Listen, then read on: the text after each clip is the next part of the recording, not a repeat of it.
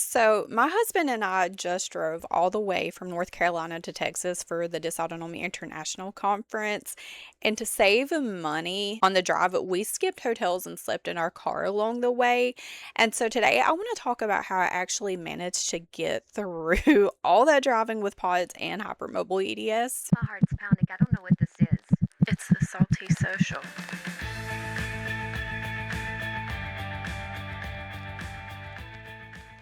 Hey guys, welcome back to It's the Salty Social. I'm your host, April Hole, and today we're talking all about surviving a long haul road trip with chronic illness.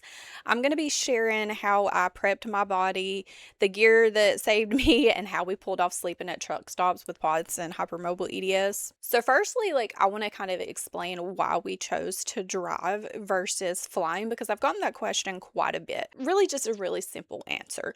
First off, flight prices for two people round trip is a bit pricey, and I'm not gonna lie, we were on a really tight budget for this trip. And I want to preface this by saying honestly, this trip would not have been possible if it wasn't for the Normalite team. For those of you that don't know, Normalite is an electrolyte brand that is specifically made for people with POTS and chronic illness. So I had done some UGC videos with them, and they offered to cover my ticket for the conference and my room stay. And so I told my husband, I was like, this is the opportunity of a lifetime. I can't pass it up. We're going to do it. And so our first thought was, well, we really don't have much of a budget for this trip because travel cost was going to be on us, which is fine. But we weren't sure how we were going to do it. And so I told my husband, I was like, you know what? Let's just drive. Because first off, flight tickets are really expensive. Neither of us actually have our real ID, which you need to fly. So that was going to be another cost and a headache that I didn't feel like dealing with, which I don't want to hear it, why neither of us have gotten it yet. Just we haven't.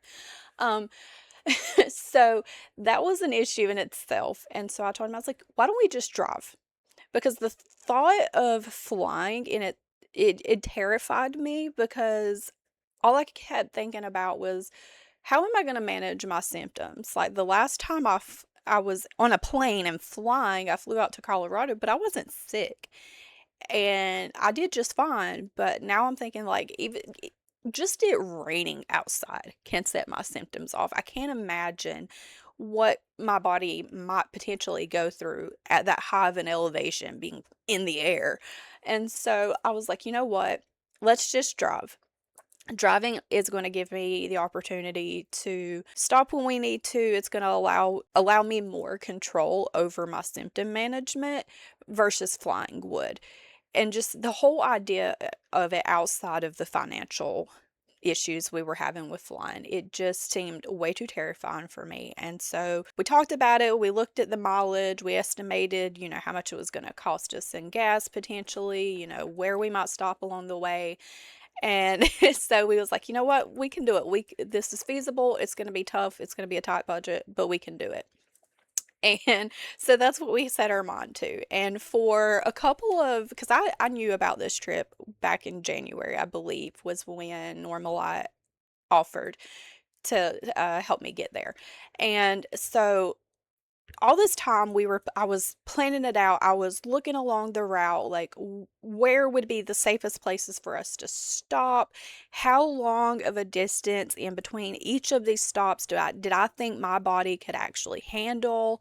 And so I mapped it out. I had it written down. So I was like, at this mileage, we're going to stop here and we're going to stop here. And this is going to be our long rest where we actually sit and, sit here and actually get some actual sleep, because for us it was like a little over 16 hours straight drive.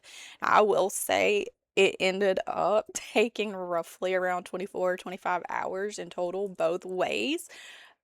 And now I will say we made a few stops extra here, but yeah, that was the plan. That was what we were going to do.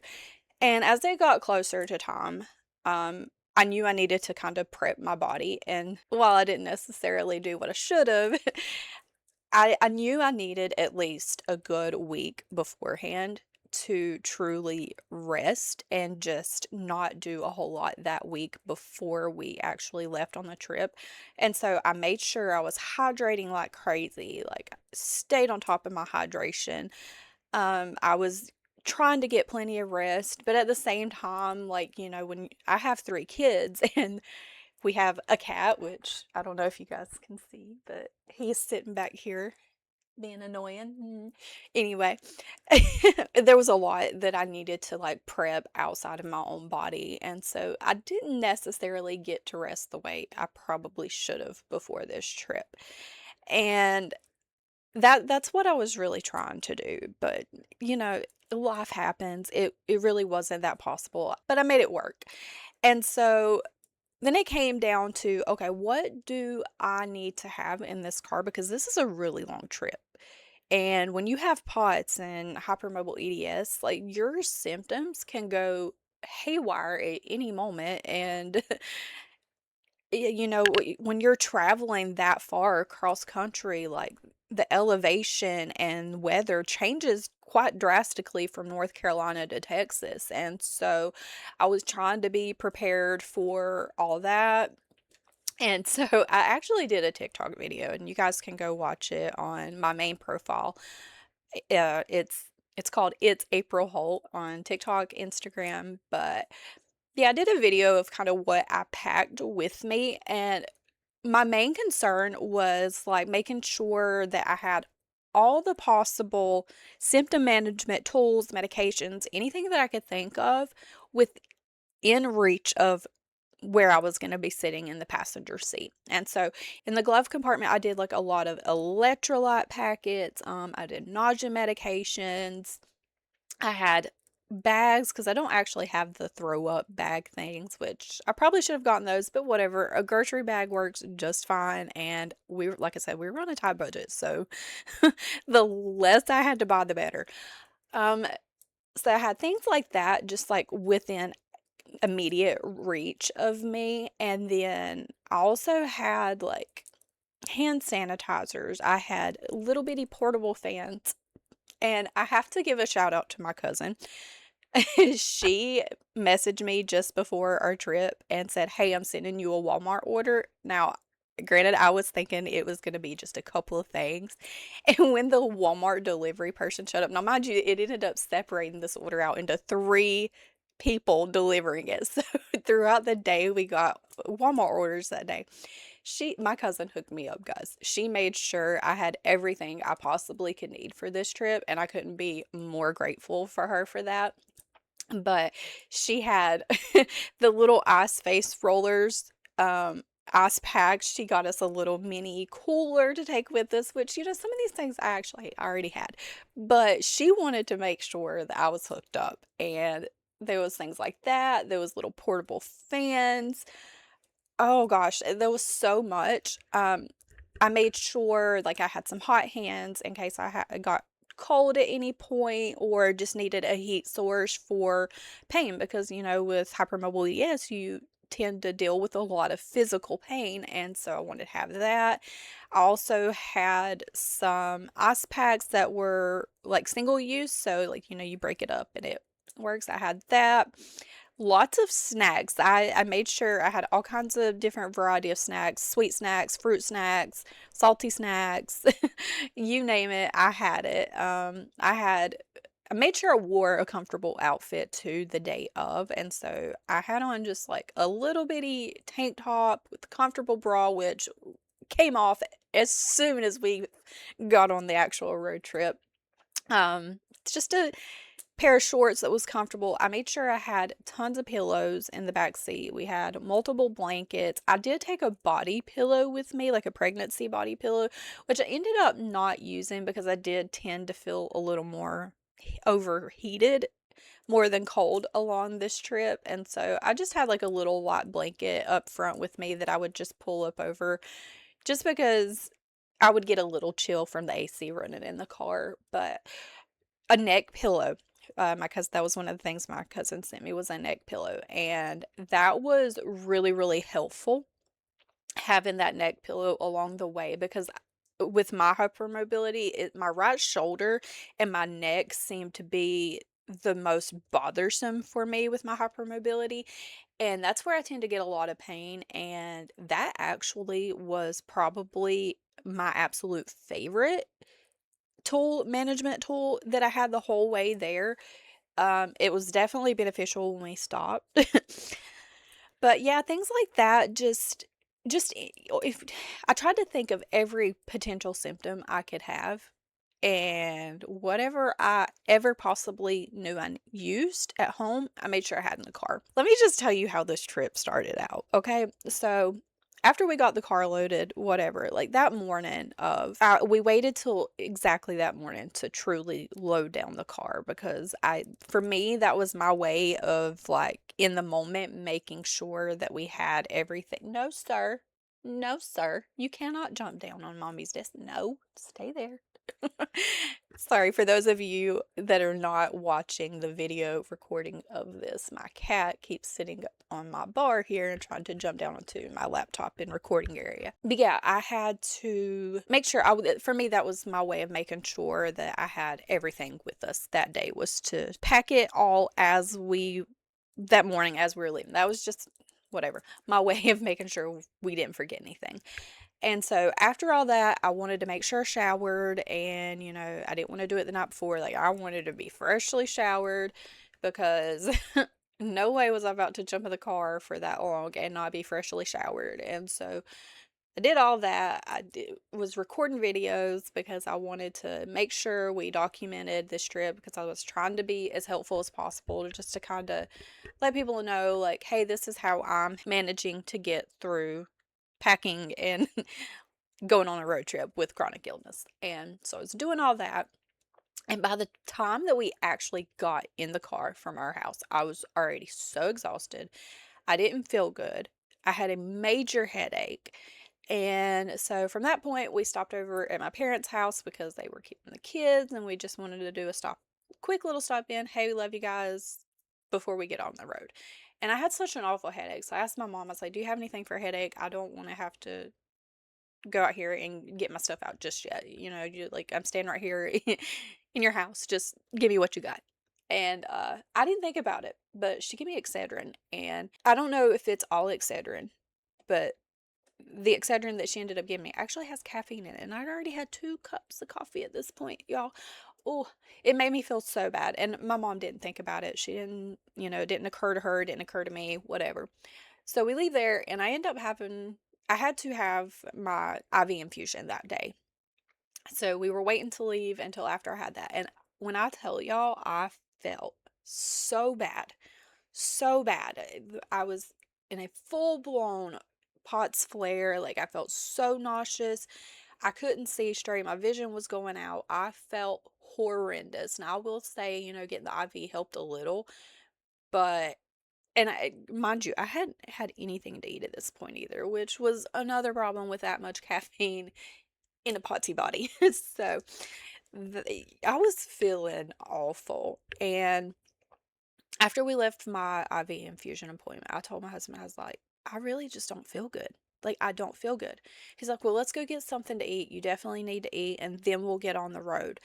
And so we start kind of heading the direction that we need to. We stop at this little diner to get some breakfast, and I just, the entire time, I felt so bad. The place we ended up stopping at, it was super crowded. There was so much loud noise going on. It was warm in the building. And it did not help. I kept going to the bathroom trying to like blot my face with a wet cold paper towel. Nothing seemed to be helping. And we got in the car. We finally leave. And I told my husband, I'm like, eating has not helped me, like, at all. I feel so bad. And I was so close to telling my husband, we need to just go home. I can't do this. I can't do this trip. And I kept in my head saying, like, if nothing else, like, just go home and rest for an hour, because there's no way I can feel this bad and get in the car and start this long road trip feeling the way I feel. But I was like, you know what? If I do that, then we're not going to have the time to stop in New Orleans like I want to. So obviously the excitement of doing that made me decide, just like, I told my husband, we're just going to push through it. We're going to push through it. If we have to, we'll pull over and I'll throw up on the side of the road. Sorry if that triggers anyone saying that word. I do apologize. But we got on the road finally, and as time went on, I closed my eyes. I tried to just rest a little bit. I think I took a nausea pill. I'm not really even sure, but I was definitely making sure I stayed hydrated. And I guess as my food absorbed and got into my system and I rested a little bit, I started feeling a lot better. And that was good. That was good. And to be quite honest with you, that was really the worst symptoms I had throughout this entire trip. Now, I'm not saying I didn't experience symptoms at all, but it was rough.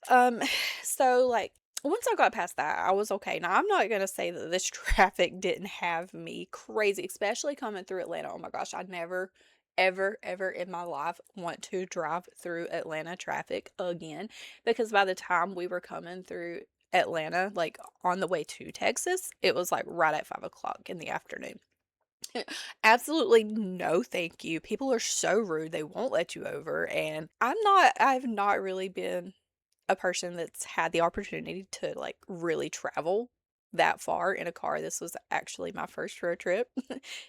Technically, I've driven to Maryland before, but no, this was like my first what I consider a real road trip.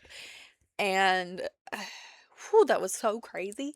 Gosh, that was so much. It really had me in panic mode with just everything that was going on. And it was, obviously it was hot, but just trying to stay hydrated and really not trying to focus on everything going on around me was hard. And, we did have to stop. We stopped so many times, more than we actually needed to, just so I could get out. And so when we would stop, we would get out just to go to the bathroom mainly. But every time we would stop, even if it was just like a 10-15 minute stop, even less than that sometimes, I would make sure that as I was walking, I would kind of like bounce to kind of get some blood flowing. I would make sure I stretched a little bit, made sure that I had anything, that if I needed to pull anything out of the back seat, I went ahead and done it then, just in case. That way I wasn't trying to reach behind me, because moving around a whole lot in the car kind of makes me nauseous and car sick. So I tried not to do that a whole lot.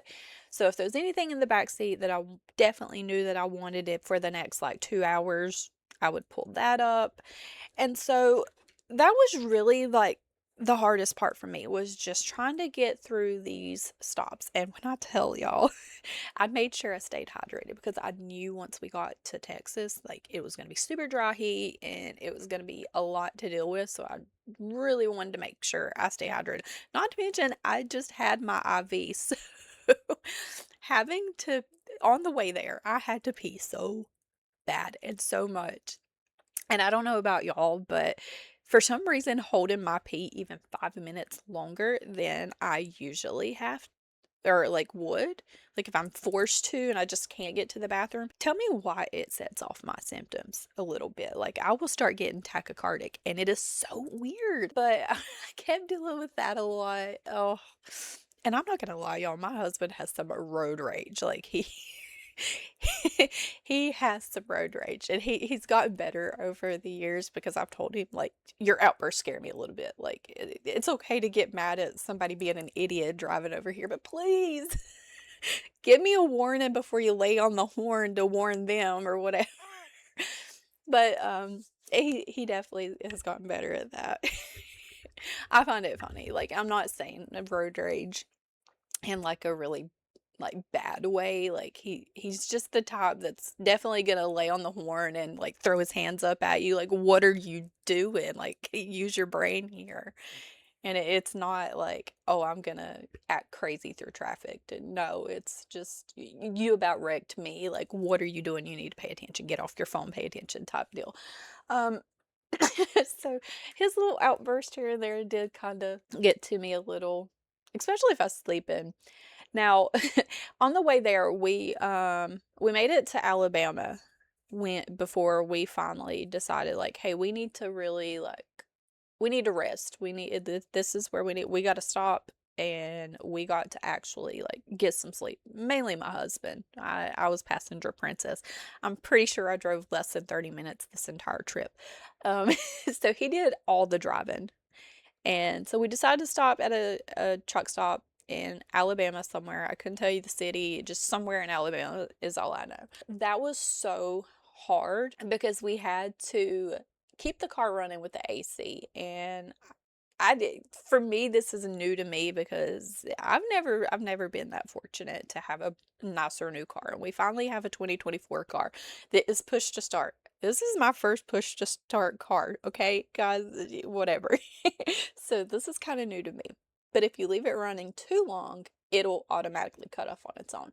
And I couldn't tell you how many times I woke up to that AC in the car not running. And I was sweating and just feeling like so bad. Ugh. Because I know you guys know when you have POTS, the heat is horrendous when it gets to you like that. And I couldn't get comfortable. It was so hard to get comfortable. Even like we had brought a blow up mattress, but we didn't think about how much luggage I ended up packing. And so we even struggled to lay the front seats all the way back because I'm an overpacker and I'm when I tell you I had that car loaded down, the car was loaded down with stuff and stuff that I didn't even remotely need. But better to have it than not if you needed it. That was my mindset. Or yeah, it was so uncomfortable, so hard. I tossed and turned back and forth because I have issues with my hips. I had a hard time getting comfortable, but having all the pillows, it really helped because I was like stuffing them down in the side of me just to kind of block any hard, like the armrest on the car, all that stuff. Like I was trying all that. And I finally did get a decent amount of sleep, but I'm telling you what, guys, when we finally, well, okay, before I even get to making it to the hotel, we did stop in New Orleans on the way there. We got in, it was earlier in the morning, so there wasn't hardly any shops open when we got there, but it was hot. And like New Orleans is a different kind of hot from North Carolina. Like it's humid here in North Carolina, but baby, nobody told me. Oh, they did tell me, but I did not realize the extent of how humid it actually is in New Orleans. So like the second we stepped out of the car, I was drenched, soaking wet within 2 minutes. 2 minutes. But I made sure I was hydrated before we got out of the car. Guess who forgot to grab a bottle of water and their electrolytes before taking off because I was so in awe over this city. Like when I tell y'all this has been a bucket list city for me for my entire life. I've always felt so drawn to New Orleans for whatever reason. And so the moment I started seeing the French Quarter buildings and I was just like, everything in my brain just disappeared. Like everything disappeared. It was, I've got to get into this city and see it all.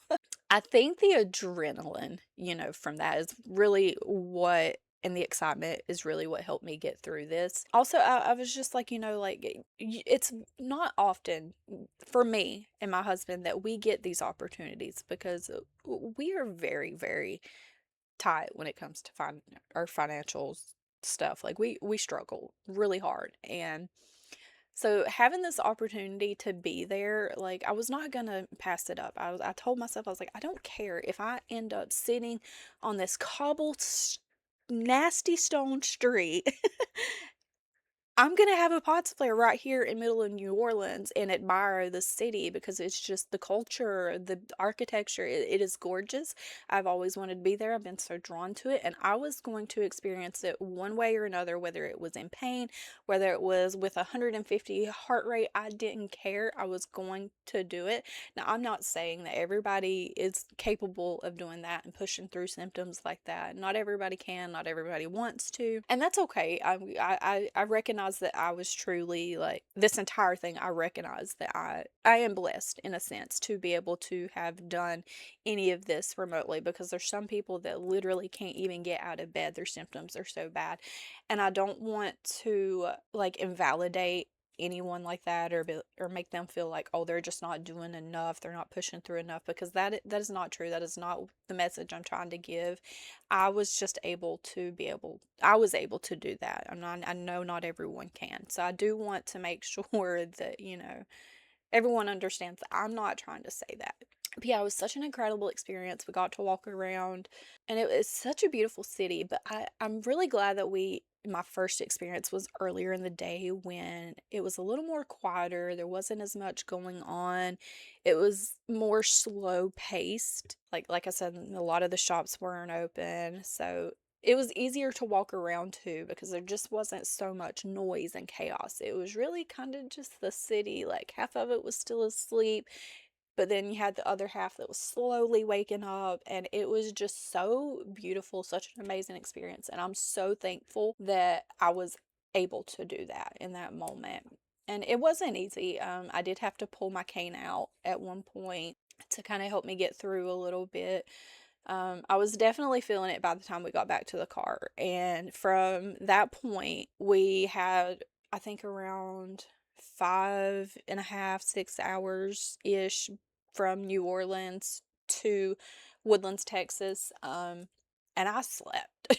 When I tell y'all, when I got back to the car, I slept hard. And I'm glad I got to, because by the time we got to the hotel, the way everything timed out, like when we got to the hotel, we got checked in, and as soon as we got checked in, I had to go up to the room, get changed out, because that was when all the registration was taking place with the first day for the conference. And so I had to I didn't want to miss out on that first day, and I know I could have because there wasn't really any speeches going on, but I was so excited to have the opportunity to be there. Like, I was like, I'm just gonna do it. And I think a lot of the excitement and adrenaline is what pushed me through this trip and able to do as much as I was. But yeah, it was such an incredible experience to be there. And I'm gonna do a full episode, where I kind of recap everything that happened at the conference. That'll be an entire episode all on its own. I am waiting though, before I do that episode, to have the recordings from the conference itself. We do get recordings from it, and they said it'd be roughly about a month after. But looking back at my notes, I took notes. I took pictures of the presentations of, the speakers and stuff there, but apparently I'm just not a great note taker. Because they were so sporadic and out of context, and I'm just like, what? And not to mention, there were so many speakers happening simultaneously that you couldn't see them all. So it was a lot. So that will be a whole episode all on its own. But yeah, just like this whole road trip, it was really difficult. And I think, if you were in a spot, and it was like, kind of like that on the way back. We stopped in New Orleans again on the way back, and it was later in the evening, more toward like 6:30 evening. So it was, and this time we went on Bourbon Street, and it was hectic. That was when the bars were opening, everything was going on. It was crazy.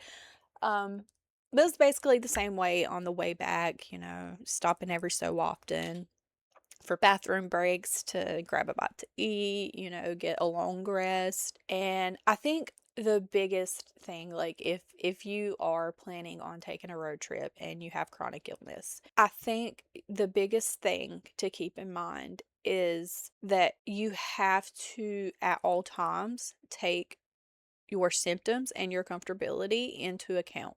So like every single aspect of this trip, you have to revolve it around controlling your symptoms, or you are going to definitely be on the side of the road having an episode, or starting out your road trip with an episode. Like I said, I was really blessed and lucky to not have any major flares while I was out on the road. How, I don't know. It has definitely hit me since I've been home. It's been roughly a week now. and the fatigue, and I have a slight cold now, and it's all hit me now that I've been back home, now that all the excitement's over. And but I think you really just have to just be mindful, like in your planning process, to like know, like, okay, these are symptoms that I tend to experience. This is what the weather may be like while we're there, and just try to, take into account all your possible symptoms and just try to prepare for it in that way. And making sure, you stop plenty of times along the way. Like, don't try to push through like those longer stints. Like, yeah, it might add a lot of extra time to your trip, but that was one thing I think that truly did help me. I hate that we had to turn a 16-hour road trip into almost a full, or right at a full 24, 25-hour trip. But I think those stops were very beneficial for me getting through it all, because it allowed me to stretch. It allowed me to get my blood flow moving again. It allowed me to kind of reset in a sense before we went on this next little stint. And being out on the road, like, there's so many things that are out of your control too, with other people driving, near accidents. All kinds of crazy stuff happens when you're out on the interstate, and it can be very, very overwhelming. There's a lot of outside stimuli going on that, for me personally, those can be some triggers for my symptoms. And just trying to really plan ahead on what your symptoms might be or what you might experience. And it's hard, I know, because the brain fog, but I think with me, I to plan for this, I made sure I wrote things down. I asked other people that had traveled, like, hey, what are some things that you did to help you with your trip? And so I just gathered as much information as possible. Yeah, I think really just trying to slow down and not let the panic of it all set in, because it can be terrifying. There's a lot that can happen out on the road that can be completely out of your control. Just in traveling in general, there's things that are just so many things that are out of your control. And I feel like, for me, it was helpful to just really slow down, write out my list, and really just take my time planning it. You have to really, really pay attention to your body while you're out traveling as well. I think the hardest part for me was, especially when we stopped in to New Orleans, because I was so excited.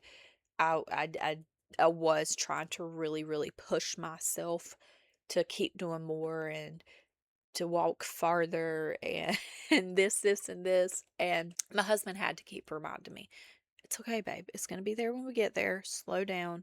I know we only have limited time here, but you got to slow down, because you're not going to get to see it at all if you don't take your time. Yeah, just I think, really slowing down, trying to really plan, make lists, and making sure like everything is accessible. So, like, I made sure everything was accessible. Either it was in the very front with me in the glove compartment, or in a bag within reach from the front seat. And yeah, I think I feel like it's really possible to travel with a chronic illness. It just takes a lot more planning, and yeah, it just takes a lot more planning. And it's hard, but I think it's worth it. Out of everything that I had to go through in order to experience this and make this trip, it all felt completely worth it. I got to have an experience of a lifetime, being at the conference itself and the experience in new places. It was definitely worth it to me. I truly hope that everyone gets to have, their travels, like, they get to go and travel. I really hope everyone gets that opportunity, because it deeply saddens me to know that there's so many that can't, for whatever reasons, whether it be your health, whether it be financially. I hope at some point in everyone's life that they get the opportunity to travel to a dream location of theirs. But yeah, if you guys have made it this far into the show, obviously thank you so much for listening. It means the world to me. Having this podcast has been a really, really great way for me to kind of just get my thoughts out there and connect with each and every one of you. And I hope it's been helpful for all of you as well. I'm just getting started. This is only the 5th episode, so there's a lot more to come. So much more to come. I can't wait to see where this goes. But yeah, make sure you guys give me a follow. Definitely subscribe. All of your any interaction, follow, subscribe, whatever, it helps get the show out to people who very much might need it. So share it with a family member or someone who might get it, or another friend that has chronic illness, or share it with your doctor even. Whoever you want to share it with, definitely share it, because the more we get this message out there and the more people we reach, the more likely it is to find a cure for dysautonomia conditions, and the more likelihood that someone feels less alone in this journey. And I just want to say again, thank you all so much. And I cannot wait to bring you all the information that I learned from Dysautonomia International. It was incredible experience. I can't stress it enough to how good it felt to be in the presence of people who just get me. So I really look forward to seeing all that. Um, until next episode, guys, stay salty and stay hydrated. Thank you for listening. Don't forget to subscribe and be sure to follow us at It's the Salty Social on YouTube, Instagram, TikTok, Facebook, and Spotify. And be sure to check back every Friday for a new episode.